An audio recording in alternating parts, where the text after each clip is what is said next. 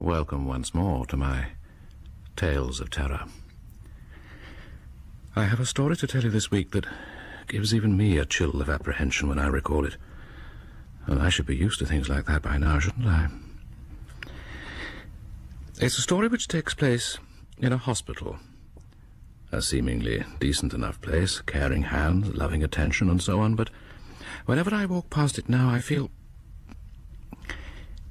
You see, an acquaintance of mine was a patient there not so long ago, and he became involved in a bizarre and horrifying incident that made him realize that life, and indeed death, has a few tricks up its sleeve. Well, we know that already, don't we?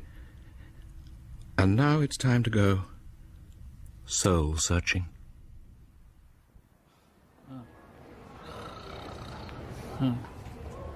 Morning. Come on. Huh? Mr. Timmins, isn't it? Yes. Yes, good morning, Doctor. Chronic stomach pains, dyspepsia. Attendant depression. Is life worth living, my father used to say. Well, depends on the liver. It says here your operation's scheduled for tomorrow morning. Yes. Actually, I'd be prepared to wait a day or two longer if you prefer. Oh, no. Why hang about? Let's have you in at the sharp end, eh? Heart seems to be strong. Do you wet the bed at all? I do not. Blood pressure normal? Well, fairly normal. I don't suppose, though, that you've been looking forward to your operation with equanimity. And who can blame you? You're taking one hell of a risk. Oh? You think so? My doctor said that... Well, of course you did. Had to get you in here somehow. No, I'll be frank. A choledochotomy can be, very tricky. One lapse of concentration. An incision has to be made into the bile duct, you see. Now, come along, young man. Oh, hello, sister. I don't think you're quite ready to make an appearance in the operating theatre yet, do you? No, sister. Sorry, sister. I won't be a minute, sister. Now, where were we? Oh, yeah, the bile duct... As a matter of interest, what is your position in the hospital exactly? Oh, my position? Oh, I'm a student. Ah, I see. Name's Tom. Pleased to meet you. Likewise. And I take it you won't be involved at all in my operation? No. No, my area, in fact, is parapsychology, with particular reference to communication with the dead. Good grief. They do that here, do they? The mortuary is my centre of studies, of course. I spend considerable time down there. The mortuary? Yes, well, Dr. Kildare can't win every time. It's not a worry, Mr. Timmins. Should the worst come to the worst, as it usually does, you've enjoyed a full and interesting career, I'm sure. Well, but even if I had... You're a tax inspector, aren't you? I am not. I'm a teacher. A teacher? Yes. Oh, is that so? Went to university, did you? Yes. Wife, family? No. She left, took the children with her. There you are, a life full of incident. Seems to me, Mr. Timmins, that if it were necessary for you to wave goodbye to this world in the near future, you should feel obliged to depart in a mood of quiet satisfaction and contentment. Similar to how one is when one staggers out of one's local high street tandoori after stuffing oneself to the gills. You understand what I mean? Well, yes, but on the other hand, to continue the analogy, who's to say that given the chance one wouldn't have been ready for another visit to the tandoori in a week's time, and another a week after that? Actually, I can't manage Indian food, my stomach being what it is. But anyway, I don't think I'd bother being in a hospital if I was perfectly happy to... Snuff it. Yeah, I see your point. You're afraid of death, I tell you. Afraid? I should say so. What about, the hereafter? I live in hope, but not much. Well, it seems to me that what you need is proof. Eh, Mr. Timmins? Irrefutable, incontrovertible proof of a life to come. It would be nice. Very nice. I've been trying to find that proof for the last 3 years. As part of my studies. I've examined paranormal phenomena, attempted to record spiritual manifestations with some very encouraging results, I may say. But none of my investigations have, as yet, yielded proof as such. Of course, I personally have, well, a feeling of absolute certainty about life after death, but think what a boon it would be if everyone could be quite confident that when they pegged out, they weren't dropping off into oblivion. Oh, yes. Yes, I'd be happy anyway. Young man, there are things to be done. Time and tide, you know. Wait for no. Yes, sister, I'm on my way. I've devised an experiment. I'm very excited about it. I think it's going to work, and if it does, you see, I'll be able to write it up, perhaps repeat the experiment in front of an international panel of academics. Yes. I've had the notion for some time, actually, but couldn't act on it. It's so frustrating. It's only now that the opportunity's arisen to try it out. Thanks to Oswald. Good old Oswald. Who is Oswald? Mr. Hutchings, the venerable piece of parchment in the corner. Where? Sweet little Oswald. Oh. Would you like to observe my experiment, Mr. Timmins? Observe it? Tonight. In the bathroom. Is this a joke? Mr. Timmins, I never make jokes about matter of life and death. What an astounding piece of good fortune, isn't it, that your arrival here should coincide with a monumental parascientific breakthrough. Oh, you lucky, lucky man. Yes. You're assuming, of course, that I'm prepared to come along. Good heavens, aren't you? In principle. In principle? What's that supposed to mean? Well, I wouldn't want to be involved in anything, for instance, that was contrary to hospital regulations. Rubbish, crap. Of course you would. You've too much to lose. Oh, hello. Oswald's up and running, I say. You haven't met Oswald? No. Hello, Oswald. Morning. Oswald, this is Mr. Timmins. Good morning, Mr. Timmins. Morning. Can't stop. Right. He has fascinating bowels, does Oswald. 1 week they're motionless, the next he's doing sprints. He wants to die, you know. What, on account of his bowels? Well, not specifically, no. Oswald has every complaint in the book, and some, I imagine, that haven't yet found print. Poor fella. He's had enough. He's asked me to help him. Help him to die, I mean. I've agreed. I don't like to see a nice old codger suffering. After all, there's no hope for him. It's kinder this way. But quid pro quo's my motto, so I've encouraged him to do me a favour at the same time and take part in my experiment. Young man, I won't tell you again. I'm coming this instant, sister. I better go, Mr. Timmins. Yes. See you later. You lucky man.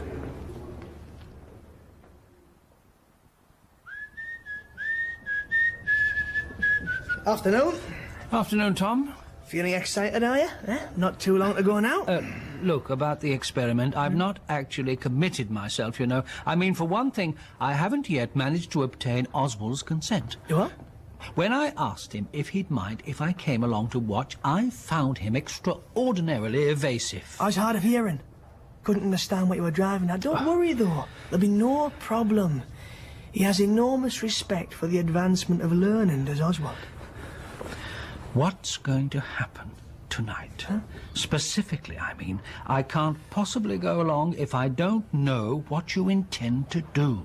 It's all very simple, really. The experiment rests on the principle that if there is, in fact, a hereafter, the soul, at the point of death, must somehow free itself from the shackles of its mortal body and escape into a new dimension. Yes. We have to assume, too, that though the precise location of the soul within the body has never been discovered, the soul is a specific entity, however small and elusive with me so far.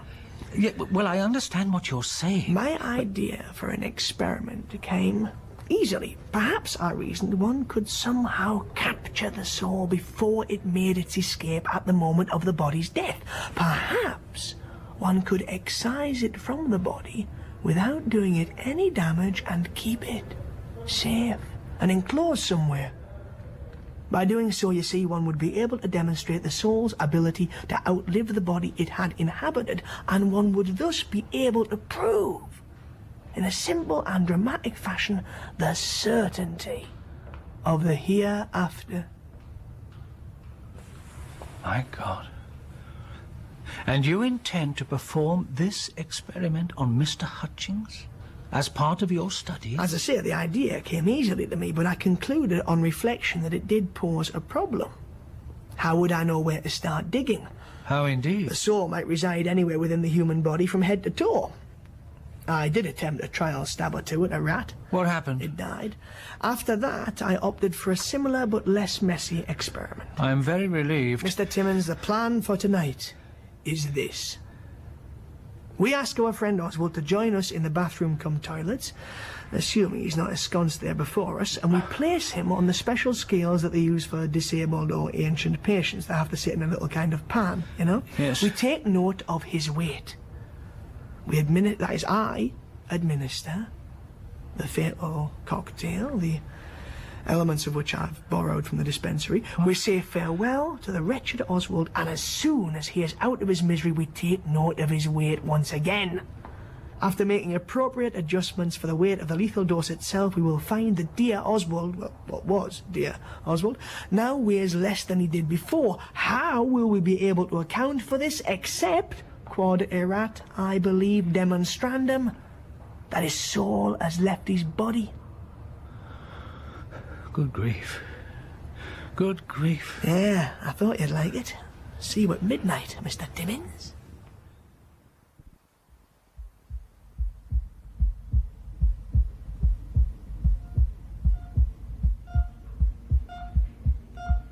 Well, now, I think we're ready for the primary incision. No, excuse me.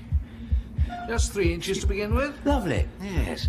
We can always enlarge later. Excuse me if you don't mind, I'm still a little bit awake. I know this chap, actually. Timmins. Teaches at my son's school. Please. Weak, ineffective fellow. Please. Right, scalpel, please.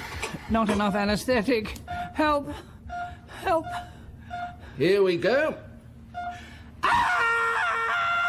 Ah, that's lovely. Swabs. Scissors. There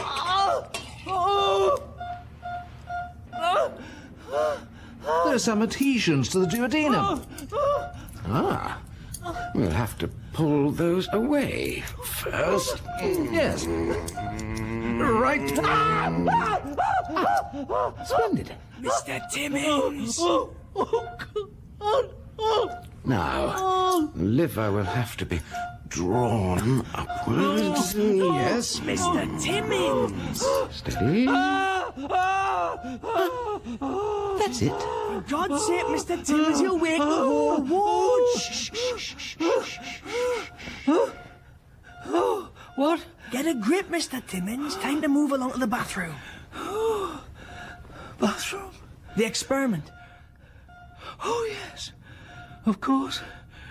The experiment. Oh. Dear old Oswald. He didn't look that ill this morning, you know, really quite perky. Yes. Amazing courage. Right. Night nurse is at the far end, so if we get going now, there'll be no problem. Ready? It's a tricky one, isn't it, euthanasia? Is it? I'm aware, obviously, of all the arguments in favour, but on the other hand... Yes? I'm aware of all the arguments against. Mr. Timmins, are you pulling out? Not necessarily, no. After it's all over, will you tell people what's happened? Tell them? Oh, yes. There's no point trying to cover up. You won't mention me, though, will you? No. You promise? Scout's honour. You have Oswald's permission in writing, I take it? Heavens, yes, of course I do. Even so, you know you'll lose your position here. At the very least, you could even end up in prison. Yes, I'm aware of all the possible consequences. Thank you. You're coming. Well, I can't make up my mind. Mr. Timmins, be smart, Mr. Timmins. Just think how much more confidently you'll approach the operating table if you're strong in the knowledge of a life hereafter. Yes, that's true. I had a shocking dream just now. Here's your dressing gown. Wait, I could stay here, I suppose, and you could give me the result later. I could, but if I did, how would you be certain I was telling the truth? Oh. Eh? You should never take anything on trust, Mr. Timmins. Coming? Yes, very well. Good. Slippers, Mr. Timmins. Oh, yes. We don't want you getting cold feet again. There we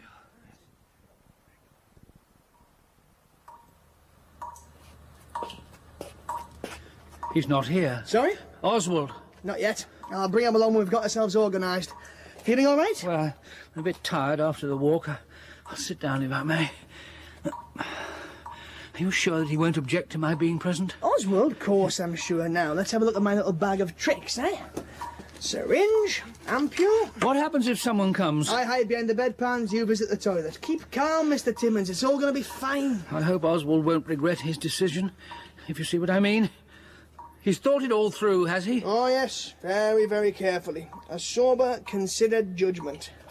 Notebook, pencil, for recording the data, you know. Sandwiches, a ham and pickle. You care for one? What? No, thank you, no. I don't know what I'm doing here. This is lunacy. No, please, Mr. Timmins. Thermos, flask, rope, gag. It's not lunacy. Discovery. Rope, did you say? The onward march. The enlightenment of mankind. Rope? Gag? What are they for? I've dreamt of getting this opportunity, Mr. Timmins. Articles in learned journals, lecture tours, a professorship. To achieve all that, it would be quite something, wouldn't it, for a man in my situation? You're not a student at all, are you? I am. Part-time. I've no backing, you see. I've got to work. That's why I'm doing this stint as a porter. Porter? I don't dislike it. A trivial round, a common task. And of course it takes me to the mortuary from time to time. More to the point, it's offered me this wonderful chance tonight. Yes, as I say, my research is entirely self-funded, independent too. I'm completely on my own. Well, what do you expect, eh? People in this country are so blinkered, so hidebound. They're scared of innovation and original bastards. When I was at school, you know, I was never given a chance. They didn't like me. I was different, you see. I didn't kowtow. I questioned things too much. They couldn't cope. Threw me out as soon as they could, eh? Yeah, well, this'll make them sit up. Now, Mr. Timmins, you were asking what this rope was for. Yes. I'll tell you, Mr. Timmins, it's for tying you up. Tying me up? That's right, if you don't mind, and could I ask you please not to struggle. What? Not in your condition. We don't want you dead before I've had a chance to wear you. No! The bag, as you see, has an important function too. I'll tie your hands now, if I may. Keep still. I said, keep still. Yes, I told you a little fib this morning, I'm afraid, about Oswald. Never take anything on trust, Mr. Timmins. I did warn you. I feel a bit rotten about it, really. The deception, I mean. But let's face it, you'd have hardly jumped at the invitation to be my guinea pig.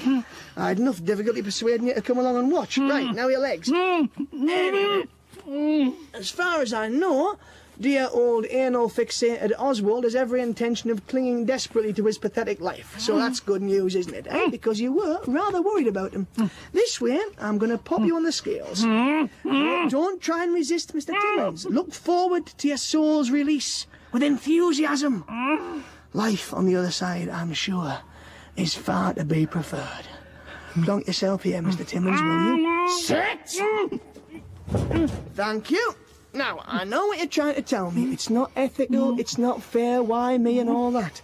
But the way I see it, Mr. Timmins, when it comes to something of the magnitude of what I'm attempting tonight, the personal prejudices of a very, very ordinary member of the public aren't really worth a toss. I'm going to find out your weight now, Mr. Timmins. Oh, by the way, after I've done that, Mr. Timmins, no number ones or number twos, please. It'll ruin the whole experiment. Now, let's see. Let's have a look. Oh, dear. Damn, that's the blasted bleep, Mr. Timmins. Ah, well, 11 stone, 2 pounds, 9 ounces. Right, I'll just make a note of that. Lovely. Any last requests, Mr. Timmins? I ought to be priming the syringe, you see. If it's funeral arrangements you're worried about, I wouldn't. I mean, who cares what happens to that useless lump of flesh and bone, eh? But just for your information, I do have a copy of the key to the hospital crematorium. Now, I'm intending to give you a fairly hefty dose, Mr. Timmins, okay? I mean, if a job's worth it, I'm very excited, aren't you? Eh? Oh, dear health, dear. Yes, I suppose this is how Louis Pasteur must have felt when he was on the verge of discovering, Would you prefer the left arm or the right, Mr. Timmins? Oh, Mr. Timmins, come now! You're not scared of injections, surely? Well, this is it. Say a prayer, Mr. Timmins, or whatever. I'm going to pull up your sleeve, and this won't hurt, and as soon as the needle's gone in all the way, you'll feel a little bit drowsy, but I wouldn't... Oh, dear. Oh, dear. Oh, dear. The bastards! I'm sorry, Mr. Timmins. I think, regrettably, that the experiment will have to be postponed for a while. You see, if I don't go and answer that call now, night nurse may start looking for me, and if she does that, then the game's sure to be on. All right! All right! Right! Now, you'll keep very quiet while I'm gone, Mr. Timmins, won't you? And don't worry, we'll meet up again soon.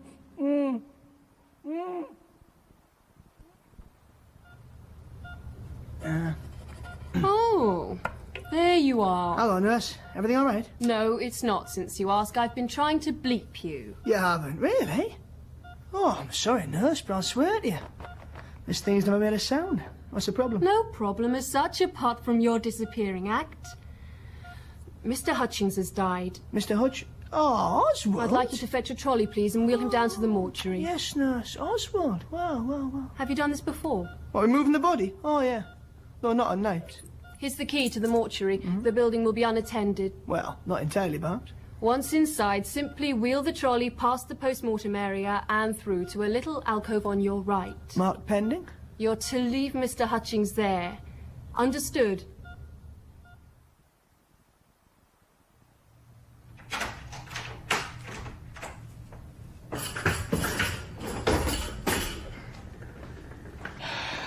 Funny thing, life. And death. 1 minute there was Oswald, tedious old bugger, and the next minute he wasn't. Not in this world, at least. Ah, well, past the post-mortem area, little alcove. Here we are. You're not the first here tonight, Oswald. I'm afraid you'll have to join the end of the queue. Well, cheerio, Oswald. What was it the poet said? Well, anyway, all the best. I must dash back. I've got Mr. Timmins waiting for me. Who's that? Hello? Who is it? It's only me. Good God. I hope I didn't frighten you. Frightened me, Mr. Timmins? Heavens, no. No, I am a little surprised, I admit. Yes, I thought you might be. Sit down, take a deep breath. Sit down, yes. Mr. Timmins, would you mind very much if I asked you how the hell you managed to escape from the bathroom? Not at all. You can ask. The night nurse didn't find you, did she? No. And you've not spoken to her on your way down? No. Oh, well, that's a relief. So, who was it then who set you free? Tom, listen. I have a proposal to make.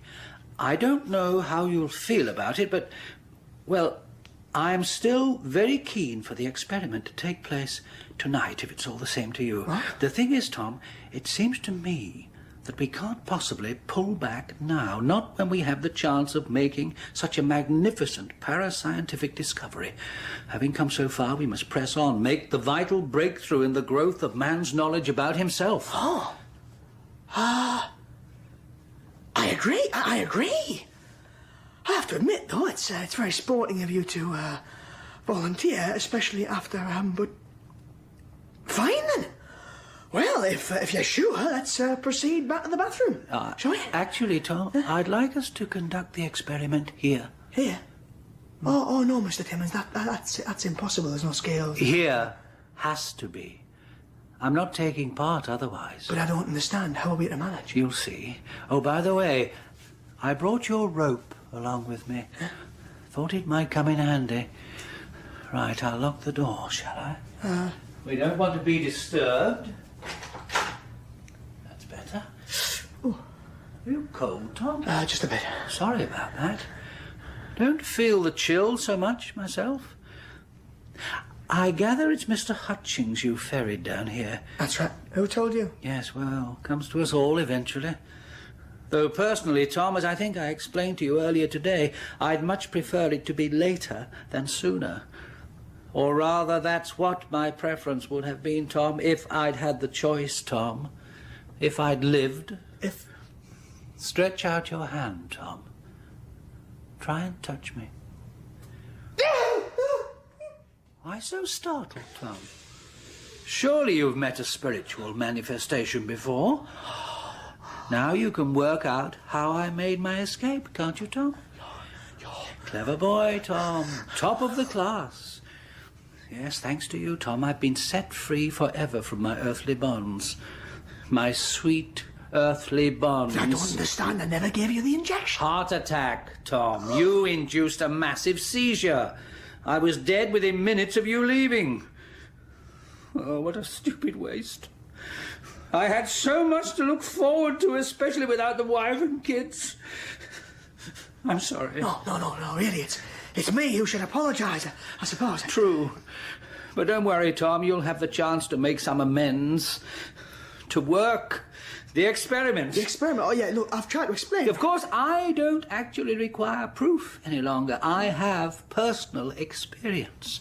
But the world at large... Now, don't move away. I've told you it's impossible to carry the thing out. Just relax. There's no scales, you see. You keep away. There's no scales. I can't be done. Hands off! Calm yourself, Tom. Calm yourself.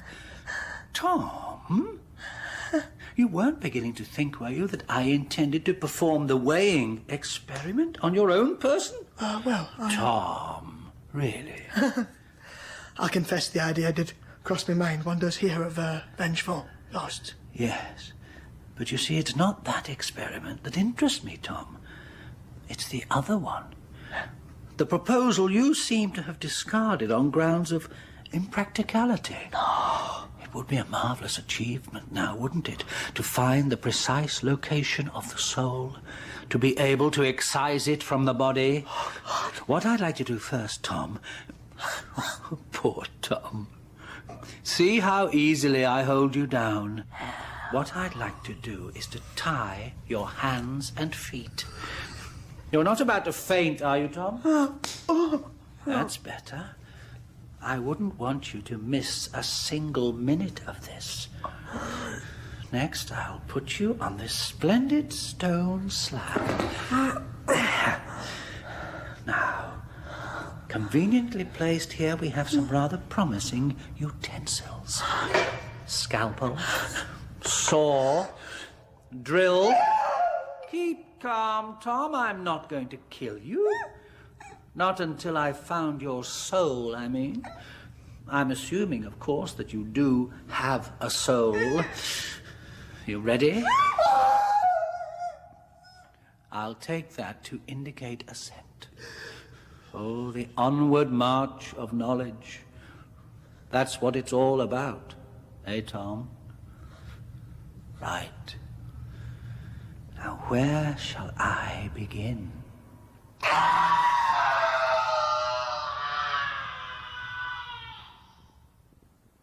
The night nurse discovered Mr. Timmins' body.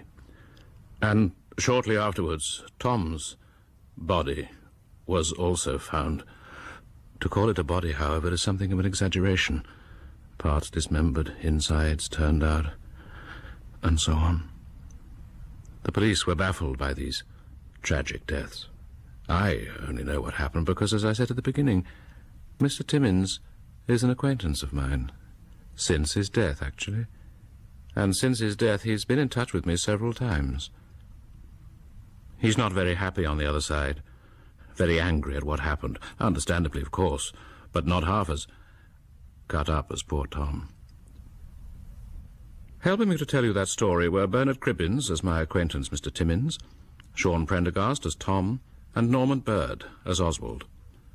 Joan Walker was the hospital sister, Rebecca Jones, the night nurse, and Steve Hodson, the surgeon. The play was written by Martyn Wade and directed by Peter Fozzard. My name is Edward de Souza, your man in black. And I invite you to join me next week to listen to a child crying.